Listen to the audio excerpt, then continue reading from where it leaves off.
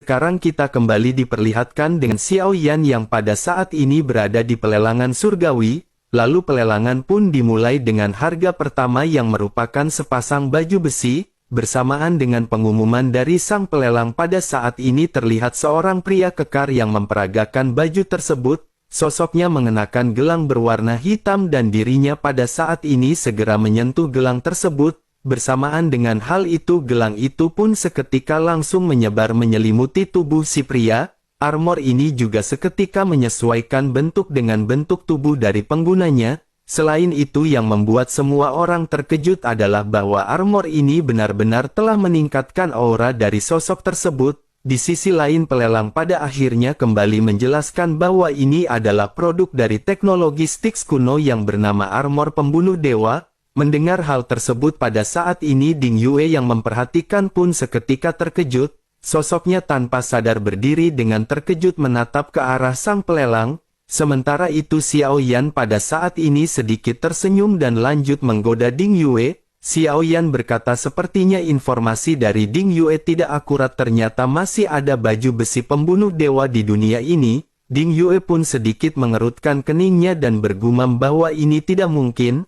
Baju besi pembunuh dewa telah punah dan setidaknya tidak pernah muncul lagi selama ribuan tahun. Selain itu secara logika orang yang bisa membentuk baju ini dan satu-satunya adalah Ding Yue. Mendengar hal tersebut Xiao Yan pada akhirnya kembali bertanya dengan alis terangkat. Xiao Yan bertanya apakah Ding Yue sudah menyelesaikan apa yang Ding Yue buat. Mungkinkah rencana rancangan dari Ding Yue telah dicuri oleh seseorang? Ding Yue pun menggelengkan kepalanya dan menjawab dengan tegas bahwa itu tidak mungkin. Hal itu dikarenakan Ding Yue sampai saat ini masih belum berhasil menyempurnakannya.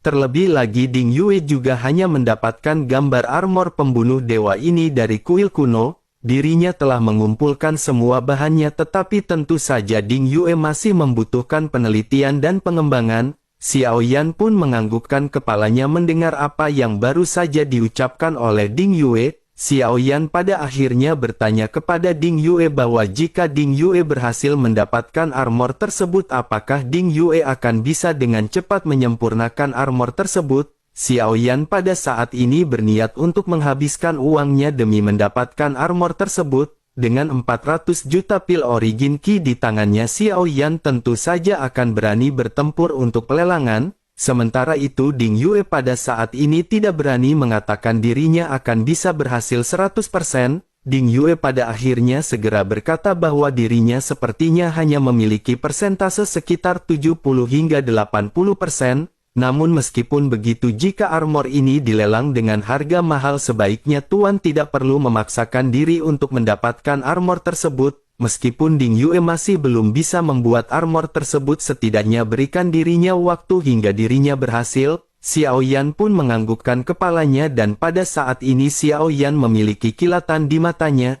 Xiao Yan pikir bahwa jika Ding Yue berhasil menyempurnakan banyak armor seperti ini tentu saja hal tersebut akan sangat berguna bagi Xiao Yan dan para anggotanya. Terlebih lagi pada saat ini Xiao Yan sudah tidak memiliki kontak dengan klon dewa asli. Dengan begitu maka jika Xiao Yan menghadapi kekuatan yang lebih kuat Xiao Yan membutuhkan perlindungan yang juga lebih kuat. Xiao Yan pada akhirnya tersenyum dan berkata bahwa jika menghabiskan beberapa pil origin Qi dapat menghemat waktu dan permasalahan, mengapa mereka tidak mengambil benda tersebut? Terlebih lagi pada saat ini ada orang kaya yang akan bisa mendukung keuangan mereka di dalam pelelangan.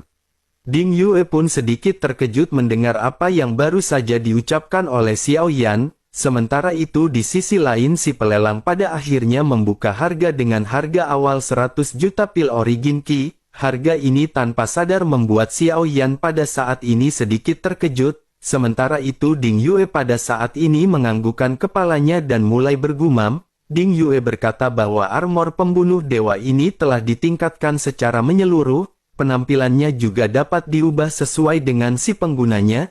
Dikatakan bahwa kekuatan dari armor ini juga menempati peringkat 3 teratas dari teknologi Styx kuno. Xiao Yan pun menganggukkan kepalanya mendengar apa yang baru saja dikatakan oleh Ding Yue. Tidak mengherankan jika armor ini benar-benar dijual dengan harga yang tinggi karena kemampuannya. Sementara itu di sisi lain pada akhirnya harga terus melonjak dengan banyak orang yang memiliki minat kuat. Begitu harga menyentuh di angka 250 juta, Xiao Yan pun segera menaikkan hingga 300 juta. Harga pun terus naik membuat Xiao Yan pada saat ini merasa sedikit pusing.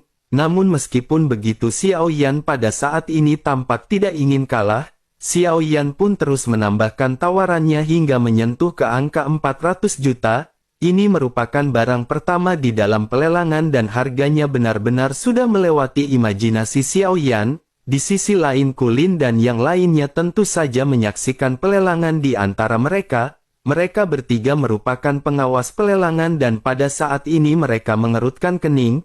Ketiganya pun saling memandang dan pada saat ini mereka sedikit berbincang-bincang mengenai Xiao Yan. Ketiganya pada saat ini memiliki perasaan buruk dan mereka berpikir bahwa sepertinya mereka akan kembali dirampok oleh Xiao Yan. Bersama dengan hal tersebut ketiganya juga pada saat ini kembali membahas bagaimana cara Xiao Yan bisa mengendalikan api di dalam tubuh mereka. Mereka pun seketika menyadari bahwa sepertinya ada suatu keberadaan di dalam tubuh Xiao Yan yang membuat api di dalam tubuh mereka masing-masing ketakutan. Namun mengenai apakah yang berada di dalam tubuh Xiao Yan mereka pada saat ini sama sekali tidak bisa menebaknya. Sementara itu di sisi lain pada saat ini tidak ada lagi penawar yang berani membantai harga dari Xiao Yan. Pada akhirnya Xiao Yan pun menghela nafas lega karena Xiao Yan berhasil mendapatkan armor tersebut. Dalam waktu singkat Xiao Yan pada saat ini benar-benar menjadi miskin. Namun meskipun begitu Xiao Yan merasa senang ketika Xiao Yan menyerahkan armor pembunuh dewa ini kepada Ding Yue. Ding Yue juga tanpa basa-basi segera memasuki cincin penyimpanan luar angkasa dan mulai mengembangkan tersebut. Ding Yue pada saat ini dipenuhi dengan tekad dan Ding Yue benar-benar tidak boleh mengecewakan Xiao Yan mengenai hal ini. Oleh karena itu Ding Yue akan berusaha sekuat mungkin untuk bisa memperbaiki dan membuat lebih banyak armor seperti ini. Sementara itu di sisi lain pelelangan kembali dilanjutkan dengan lelang yang kedua. Pelelang mengatakan bahwa ini adalah gulungan dari keterampilan bertarung tingkat di tingkat tinggi. Keterampilan bertarung ini disebut dengan Tearing the Sky dan kekuatannya sangat kuat. Xiao Yan pun mengerutkan kening dan pada saat ini bergumam bahwa keterampilan bertarung kuat ini benar-benar berada di tempat ini. Namun meskipun begitu Xiao Yan pada saat ini tidak tertarik sama sekali dengan keterampilan tersebut. Pelelangan pun terus berlanjut dan Xiao Yan sesungguhnya sedikit tertarik dengan 10 barang yang dilelang terakhir. Namun Xiao Yan tidak menemukan adanya yang cocok dan Xiao Yan pada saat ini masih terdiam. Pada akhirnya seiring dengan berjalannya waktu pelelangan pun akan berakhir dengan tersisa satu barang pemungkas. Pelelang pun menghela nafas dan pada saat ini segera lanjut berkata bahwa menurutnya mereka semua sudah mendapatkan apa yang mereka inginkan. Namun sebelum mereka mengucapkan selamat tinggal mereka harus menyaksikan item terakhir dari pelelangan kali ini terlebih dahulu. Setelah selesai berbicara pelelang pun segera mengangkat kotak batu giok di tangannya dan pada saat ini Xiao Yan juga sedikit tertarik. Pelelang pun pada akhirnya lanjut menjelaskan bahwa ini adalah jimat batu misterius. Konon ini mengandung kekuatan petir yang sangat kuat dan jika mereka mendapatkan benda ini, mereka akan disertai dengan pecahan dari gulungannya. Dengan begitu maka petunjuk spesifiknya akan bisa dieksplorasi secara pribadi. Jika mereka memiliki keberuntungan mungkin mereka akan bisa menemukan dan mendapatkan guntur yang kuat ini. Xiao Yan pun seketika mengangkat alisnya sedikit ketika mendengar kata-kata guntur dan menatap tajam ke arah kotak giok. Xiao Yan menjadi tertarik ketika mendengar tentang kekuatan guntur. Ada banyak sumber energi yang kuat di dunia ini selain dari jantung api, ada juga jantung guntur dan jika Xiao Yan bisa mendapatkan tambahan jantung guntur, kekuatan fisik Xiao Yan akan sekali lagi ditingkatkan ke tingkat yang horor. Xiao Yan pun menatap tajam ke arah kotak giok yang pada akhirnya perlahan-lahan segera dibuka. Untuk sesaat Xiao Yan bisa merasakan kekuatan guntur di tubuhnya yang jarang bergejolak pada saat ini terasa gelisah. Hal ini pada akhirnya segera membuat Xiao Yan benar-benar bersemangat dan Xiao Yan membangkitkan minatnya. Jika kekuatan guntur ini bisa membuat lautan guntur Xiao Yan gelisah, tentu saja kekuatannya benar-benar tidak perlu diragukan lagi. Xiao Yan pada akhirnya menghela nafas dan bersamaan dengan hal tersebut pelelang pada saat ini segera berkata bahwa harga awal dari benda ini ditetapkan di harga 100 juta. Begitu perkataan pelelang pada saat ini terjatuh, semua orang memiliki mata berbinar dan seketika melakukan penawaran. Harga terus meledak hingga mencapai total 300 juta. Xiao Yan juga pada saat ini sedikit menyipitkan matanya dan bergumam bahwa mereka tidak bisa hanya duduk diam dan menunggu. Xiao Yan pada akhirnya langsung menaikkan harganya 200 juta hingga menjadi total 500 juta. Untuk sesaat seluruh tempat lelang pada saat ini kembali hening dan menatap ke arah sumber suara. Kenaikan harga yang dilakukan oleh Xiao Yan ini benar-benar agak mengejutkan. Namun bersamaan dengan hal tersebut pada saat ini seseorang segera dikirim ke tempat Xiao Yan. Sosok tersebut datang ke kamar Xiao Yan dan memastikan apakah Xiao Yan memiliki cukup pil origin Qi di tangannya. Xiao Yan pun sedikit tersenyum dan Xiao Yan tidak memiliki pilihan lain selain merentangkan tangannya. Xiao Yan lanjut berkata bahwa sejujurnya dirinya benar-benar tidak memiliki pil origin Qi sama sekali di tangannya saat ini. Namun bisakah mereka menunggu karena dirinya akan melihat apakah dirinya pada saat ini bisa meminjamnya? Mendengar apa yang dikatakan oleh Xiao Yan, utusan ini pun seketika terkejut. Sementara Xiao Yan mengalihkan pandangannya, Xiao Yan mengangkat kepalanya dan melihat ke arah platform tinggi di mana 3 sosok terlihat berdiri. Xiao Yan pun melambaikan tangannya dan berteriak kepada mereka agar mereka berhenti saling memandang dan turun bertemu dengan Xiao Yan. Ketiganya pada akhirnya tidak bisa menunda panggilan Xiao Yan dan dengan cepat segera berada di hadapan Xiao Yan. Xiao Yan pun terlihat sopan ketika Xiao Yan berkata kepada mereka untuk meminjam uang. Sementara itu sosok utusan yang baru saja datang pada saat ini terkejut melihat 3 sosok yang muncul. Dirinya pun menundukkan tubuhnya memberikan penghormatan dengan sangat dalam. Kulin pada akhirnya melambaikan tangannya dan memerintahkan utusan ini untuk minggir dan ke pelelangan. Ketiganya pada akhirnya segera menangkupkan tangannya ke arah Xiao Yan sebelum akhirnya mereka saling memandang. Sementara itu Xiao Yan pada saat ini kembali berbicara bahwa dirinya pada saat ini akan meminjam beberapa ratus juta. Xiao Yan akan bisa mengembalikannya setelah memurnikan beberapa pil untuk waktu yang tidak lama. Mendengar apa yang dikatakan oleh Xiao Yan, ketiganya pada saat ini sama sekali tidak bisa membantah. Namun meskipun begitu pada akhirnya Kulin mulai berbicara. Kulin berkata karena Tuan sudah berbicara seperti itu mereka tentu saja tidak berani untuk tidak patuh. Namun kali ini mereka bertiga tidak memiliki begitu banyak pil origin Qi di tangan mereka, tetapi meskipun begitu dirinya tahu bahwa Chang Sue pasti memilikinya. Xiao Yan pun sedikit terkejut karena Xiao Yan belum pernah mendengar nama ini di telinganya. Namun Xiao Yan pada saat ini memiliki spekulasi dan berpikir mungkinkah sosok yang dimaksud adalah wanita yang sebelumnya memata-matai Xiao Yan. Xiao Yan pada akhirnya bertanya kepada mereka apakah sosok yang dimaksud oleh mereka adalah wanita cantik yang datang untuk mencari tahu tentang Xiao Yan. Ketiganya pun mengangguk dengan cepat dan Xiao Yan pada saat ini memerintahkan mereka untuk memanggilnya. Namun bersamaan dengan hal tersebut sebuah suara pada saat ini terdengar ketika berkata bahwa mereka tidak perlu memanggil Chang Sue karena dirinya selalu berada di sini. Semua orang seketika menoleh ke arah sumber suara dan pada saat ini Chang Sue dengan mengenakan pakaian putih yang indah seketika muncul. Sementara itu pada saat yang bersamaan pada saat ini pelelangan masih terus berjalan dengan penawar yang meningkatkan harga menjadi 450 juta. Harga terus meningkat dengan banyaknya peminat dan harga pada akhirnya terjatuh di angka 700 juta. Mendengar harga yang pada saat ini terus meningkat dan menyentuh ke angka 700 juta, wajah Kulin dan yang lainnya pada saat ini menjadi semakin gelap. Sementara itu Chang Sue pada saat ini sedikit merenung dan dirinya tahu situasinya pada saat ini dengan baik. Chang Sue pada saat ini memikirkan mengenai misi yang akan mereka jalankan bersama Xiao Yan dengan pergi ke pemakaman rahasia 10.000 iblis. Mereka pada saat ini sejujurnya khawatir dengan keselamatan mereka jika mengikuti Xiao Yan. Oleh karena itu Chang Sue pada saat ini harus memanfaatkan momen ini dengan membuat kesepakatan kepada Xiao Yan. Chang Sue pada akhirnya segera menghela nafas dan berkata kepada Xiao Yan dengan sedikit serius. Sosoknya berkata bahwa mereka dapat memobilisasi sumber daya rumah lelang leluhur untuk membantu Xiao Yan.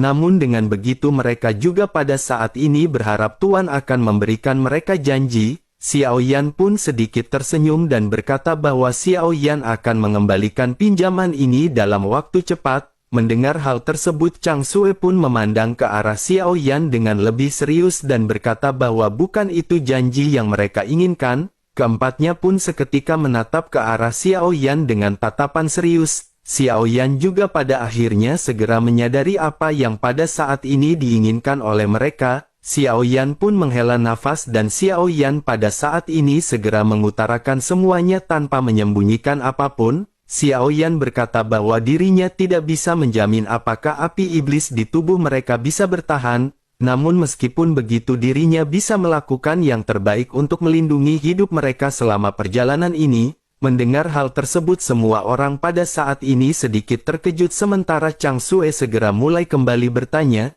Chang Sue berkata bahwa dirinya ingin tahu apakah Tuan benar-benar menginginkan api iblis ini. Xiao Yan pun menganggukkan kepalanya dan pada saat ini mereka semua benar-benar hanya bisa terdiam. Sementara itu Xiao Yan pada akhirnya lanjut berbicara perlahan. Xiao Yan berkata bahwa jika mereka bisa kembali dengan selamat setelah perjalanan, Xiao Yan berjanji kepada mereka berempat bahwa Xiao Yan bisa memberi mereka secercah sup jantung api. Dengan begitu Xiao Yan yakin mereka benar-benar akan puas dengan hal tersebut.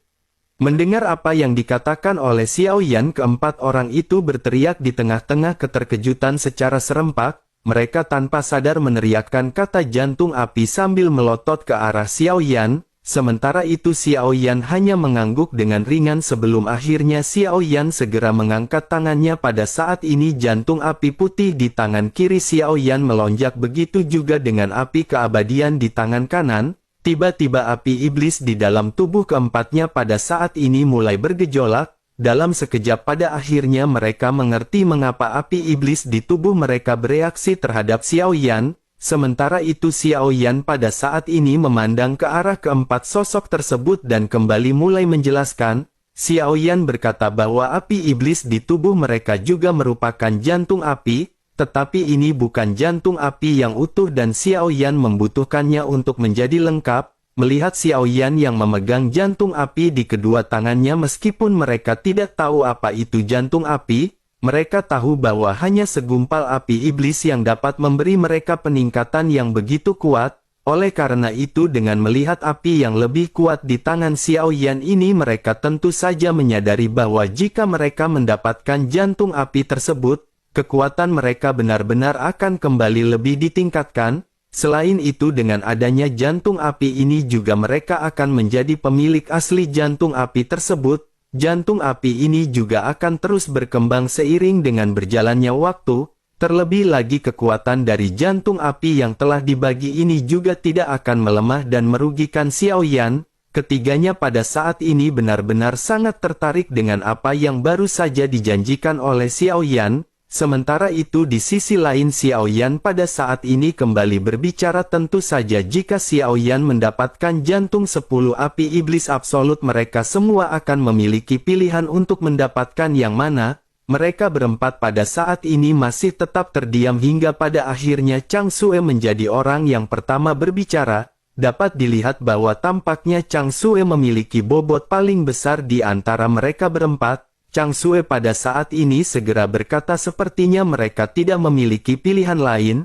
Mereka pada saat ini hanya bisa berharap Tuan tetap menjaga janjinya. Xiao Yan pun menganggukkan kepalanya dan berkata bahwa itu pasti dilakukan oleh Xiao Yan. Pada akhirnya Chang Sue pun segera membuka mulutnya untuk melakukan penawaran di tengah pelelangan.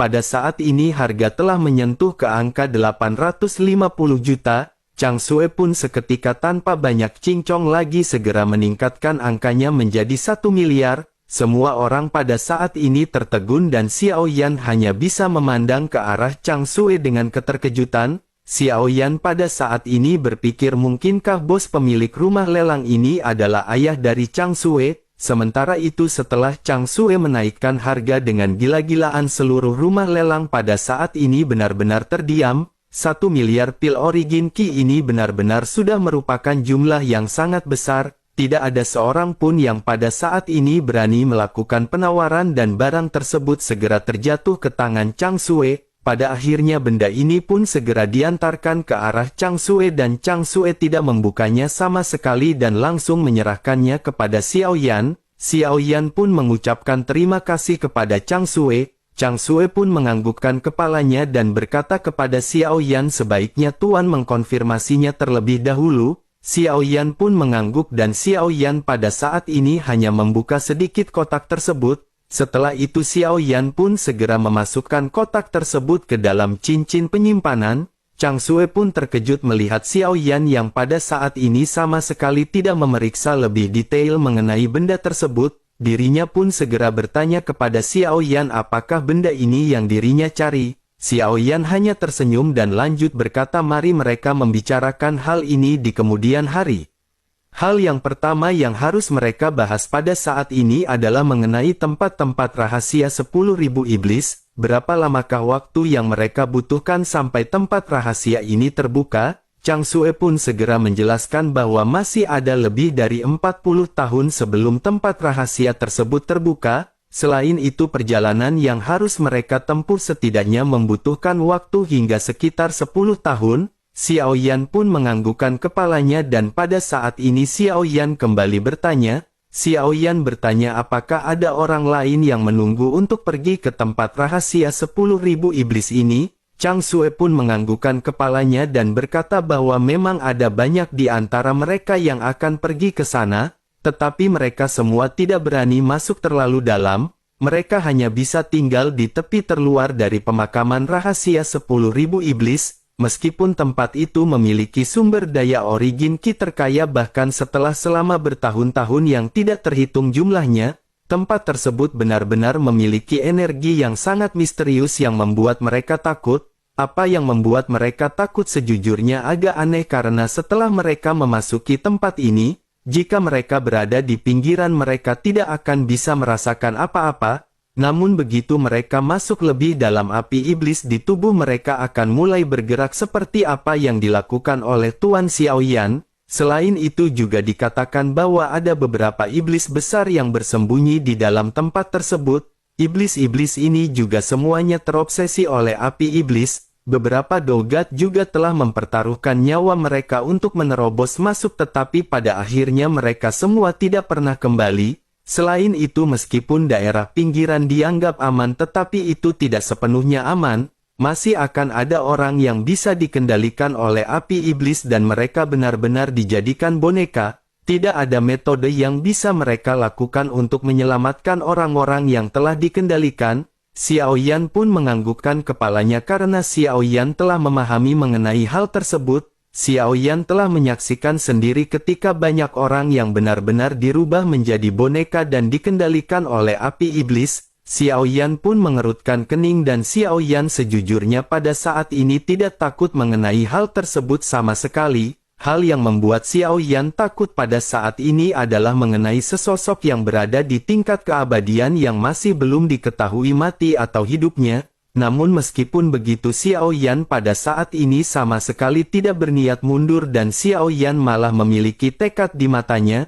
Namun memikirkan mengenai hal ini Xiao Yan juga teringat bahwa Jie Yi pernah mengeluarkan pil untuk menyelamatkan mereka dari hipnotis menjadi boneka. Xiao Yan pada akhirnya bertanya kepada Chang Sue apakah mereka tidak memiliki pil emas penghindar kebingungan. Chang Sue pun segera berkata bahwa ini hanya berguna di luar. Begitu mereka memasuki area yang lebih dalam ramuan emas penghindar kebingungan ini tidak akan banyak berpengaruh. Selain itu ketika memasuki bagian terdalam dari tempat tersebut, selain harus memiliki api iblis untuk bisa melawan tekanan, kemungkinan besar seseorang yang tidak memiliki api iblis akan langsung terkikis pikirannya dan berubah menjadi boneka. Xiao Yan pun menganggukkan kepalanya dan Xiao Yan pada saat ini telah mendapatkan cukup banyak informasi. Xiao Yan pun menghela nafas dan pada saat-saat ini segera berkata kepada mereka agar mereka bersiap untuk segera pergi. Keempatnya pada saat ini sama-sama terkejut mendengar Xiao Yan yang benar-benar berniat untuk langsung berangkat ke tempat tersebut,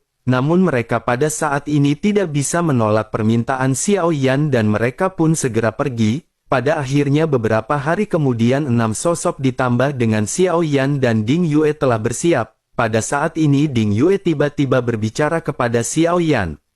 Ding Yue bertanya bukankah mereka pada saat ini harus mencari Xia Zhenghui terlebih dahulu? Xiao Yan pun sedikit tercengang ketika mendengar Ding Yue yang mengatakan mengenai Xia Zhenghui, karena jika Ding Yue tidak mengingatkannya Xiao Yan benar-benar akan melupakan playboy cap kapak ini. Xiao Yan pada akhirnya menghela nafas dan sedikit merenung sementara Chang Sue pada saat ini sedikit bingung. Chang Sue pada akhirnya segera bertanya mengapa mereka pada saat ini belum berangkat dan apakah ada seseorang yang masih ditunggu oleh Tuan. Xiao Yan pun sedikit tersenyum pahit sebelum akhirnya menatap ke arah Kulin dan yang lainnya. Xiao Yan pun langsung berbalik dan berkata bahwa sepertinya dirinya harus berbicara dengan seorang pria mengenai hal ini. Xiao Yan pada akhirnya menghampiri ketiganya dan pada saat ini segera mengutarakan maksud Xiao Yan. Xiao Yan bertanya kepada mereka apakah ada tempat seperti itu di Pulau Iblis Leluhur ini.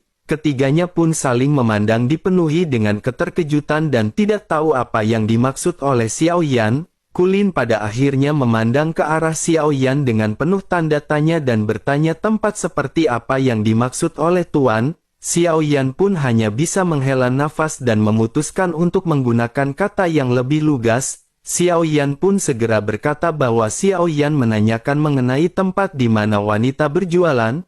Ketiganya pun seketika menyadari maksud dari Xiao Yan dan pada saat ini mereka kembali saling memandang. Duan Zuo pada akhirnya segera berkata kepada Xiao Yan apakah Tuan memiliki kebutuhan yang mendesak? Jika mengenai permasalahan ini sepertinya Tuan harus berbicara kepada Su Zizai. Semua mata pada akhirnya segera tertuju kepada Su Zizai yang terdiam. Su Zizai juga pada saat ini sedikit tersipu sebelum akhirnya berkata agar mereka jangan banyak berbicara omong kosong. Su Zizai adalah seorang pria sejati dan pria polos dan tidak pernah pergi ke tempat tersebut. Mendengar hal tersebut ekspresi Xiao Yan pada saat ini seketika berubah menjadi serius. Xiao Yan pun segera berkata agar mereka pada saat ini serius karena Xiao Yan ingin mencari seseorang. Ketiganya pada akhirnya sedikit terdiam sebelum akhirnya Su Zizai segera mulai berbicara. Su Zizai berkata bahwa ada cukup banyak tempat seperti itu di Pulau Iblis Leluhur, namun semua itu tergantung dengan kualitasnya dan jika mereka berbicara mengenai yang terbaik Menara Pentem adalah yang terbaik di antara semuanya. Begitu Su Zizai selesai berbicara ekspresi dari Kulin dan Duan Zhou pada saat ini benar-benar terlihat datar, tampaknya apa yang dikatakan oleh Su Zizai sebelumnya benar-benar sebuah kebohongan yang sangat nyata. Sementara itu di sisi lain Xiao Yan pada saat ini tanpa banyak basa-basi memerintahkan mereka untuk menunggu sejenak. Xiao Yan akan kembali secepat mungkin dan Xiao Yan pada saat ini segera bergegas pergi dengan mengajak Su Zizai. Sementara itu Chang Sue pada saat ini bertanya dengan sedikit bingung kepada dua sosok yang tersisa. Chang Sue bertanya apa yang pada saat ini mereka lakukan. Kulin dan Duan Zuo pada saat ini sedikit mengangkat bahu sebelum akhirnya berkata mungkin mereka akan ganti oli. Mendengar apa yang dikatakan oleh keduanya Chang Sue pada saat ini Sega menyadari sesuatu sosoknya pada akhirnya Sega bertanya apakah mereka pergi ke tempat penjualan wanita.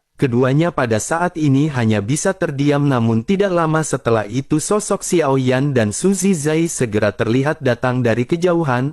Ada sosok-sosok lain di samping mereka dengan wajah yang sedikit malu dan dipenuhi dengan lipstik dan tampak sedang mabuk. Xiao Yan pada saat ini menggiring Xia Zhenghui untuk melesat di langit. Xiao Yan pun mengabaikan semua orang dan pada saat ini hanya menyapa menginstruksikan mereka. Lalu orang-orang yang tersisa pada akhirnya memahami instruksi Xiao Yan dan segera terbang mengikuti pergerakan Xiao Yan untuk pergi ke warung Bude Yanti dan beli jajan di sana.